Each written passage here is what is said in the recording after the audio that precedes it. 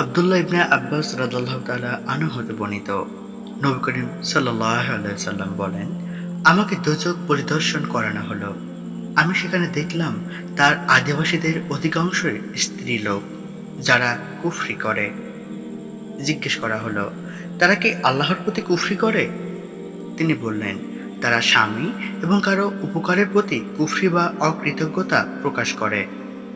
অর্থাৎ, যদি তুমি এক যুগ ধরে তাদের কারো উপকার করো, তারপরেও সে তোমার কোনো ভুল দেখলেই বলবে, আমি তোমার কাছ থেকে কখনো ভালো কিছু পাইনি।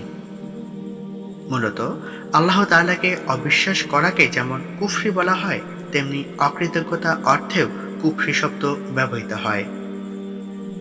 এখানে শব্দটির দ্বারা দ্বিতীয় অর্থ বোঝানো হয়েছে।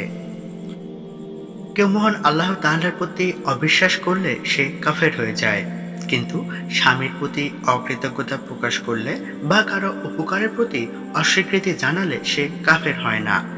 তবুও এটা একটি কুফরি পর্যায়ের গুনাহ। আল্লাহ তাআলা আমাদের প্রত্যেককে বোঝার তৌফিক দান করুন, আমরা যেন কখনোই উপকারের অস্বীকৃতি না জানাই।